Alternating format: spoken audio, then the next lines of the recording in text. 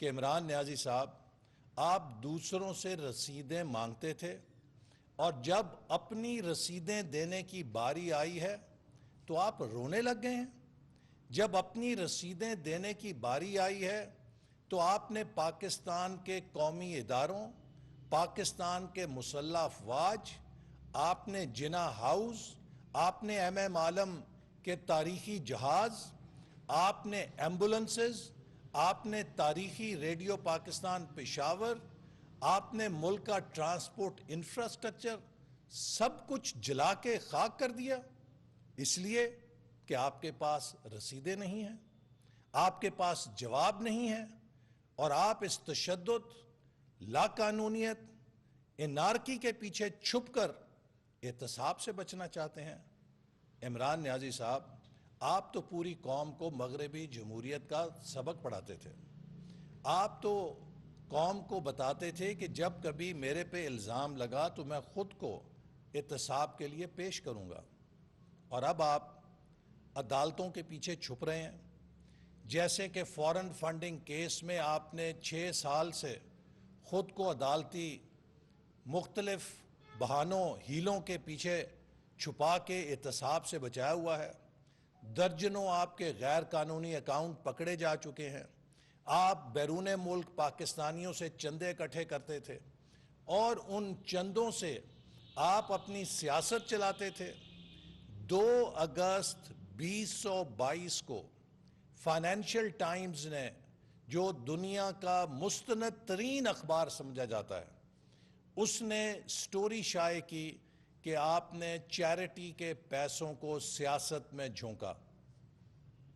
آپ میں اگر اخلاقی جرأت ہوتی، آپ اگر سچے ہوتے، تو آج 6 ماہ سے زیادہ عرصہ گزر گیا ہے، آپ فائنینشل ٹائمز کو برطانیہ کی عدالتوں میں چیلنج کرتے۔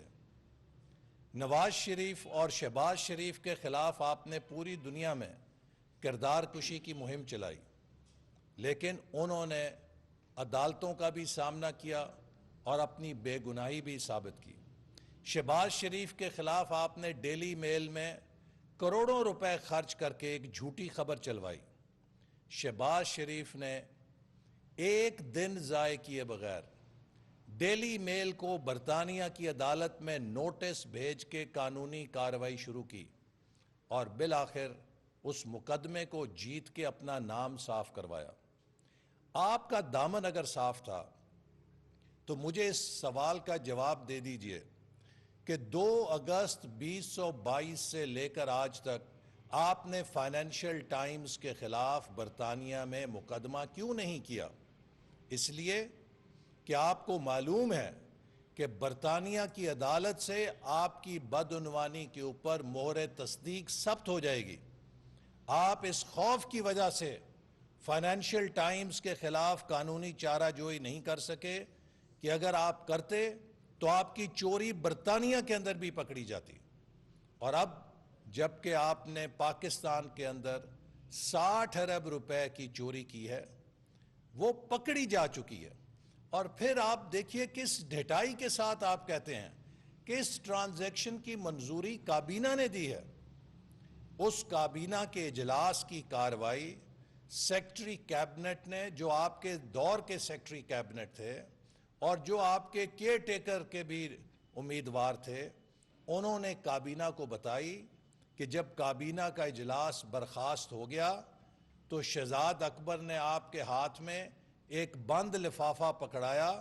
آپ نے وہ بند لفافہ ہی ہاتھ میں لہرا کے جو لوگ بیٹھے تھے ان سے کہا یہ ایک اہم کیس ہے، یہ بھی منظور، اور جن وزراء نے کہا کہ ہمیں دکھا تو دیں کہ یہ کیا کیس ہے، آپ نے ان کو جھاڑ کے سنب کر کے خاموش کرا دیا۔ یہ وہ طریقہ تھا جس سے آپ نے کابینہ سے اس ڈرٹی ڈیل جو آپ نے ملک ریاض کے ساتھ کی تھی اس کی منظوری حاصل کی۔ عمران نیازی صاحب، you have come out as a dirty dealer, ایک ڈرٹی ڈیلر جس نے اپنے فائدے کے لیے، اپنی زمین کا فائدہ لینے کے لیے، ہیرے جواہرات کے تحائف لینے کے لیے اس قوم کے 60 ارب روپے سرکاری خزانے میں آنے کی بجائے ایک پراپرٹی ٹائکون کا جرمانہ سیٹل کرنے کے لیے اس کے اکاؤنٹ میں جمع کرا دیا اور اس کو ذاتی فائدہ دیا. ایک شخص کو 60 ارب کا فائدہ دے کر آپ نے 22 کروڑ لوگوں سے اس 60 ارب روپے کو، جس سے کتنے غریبوں کے منہ میں نوالا جا سکتا تھا، وہ چھین لیا.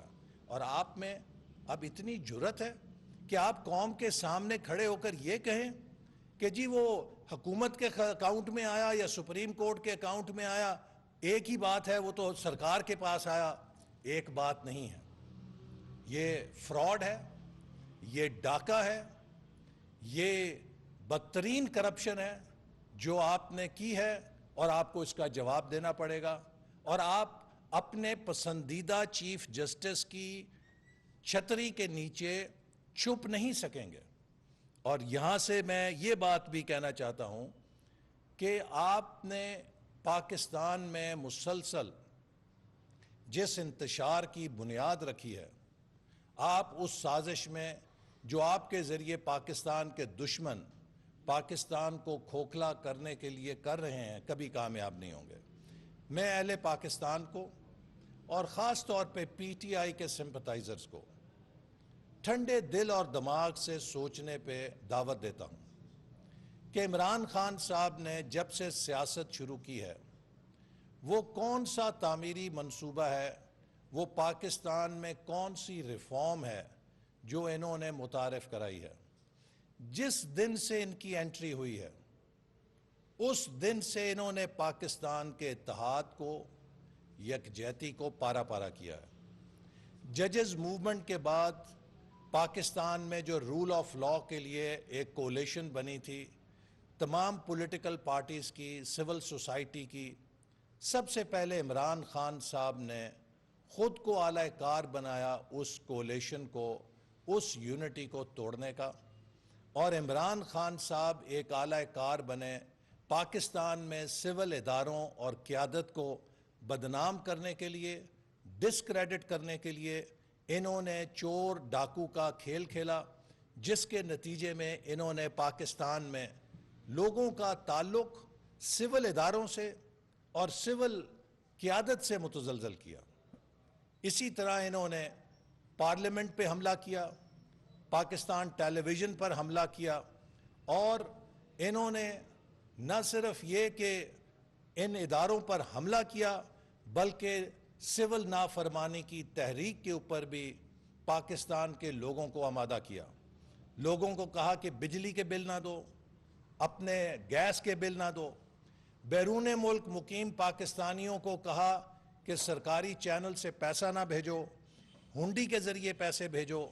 اس قسم کی انارکیل پالیٹکس کی پاکستان میں مثال نہیں ملتی.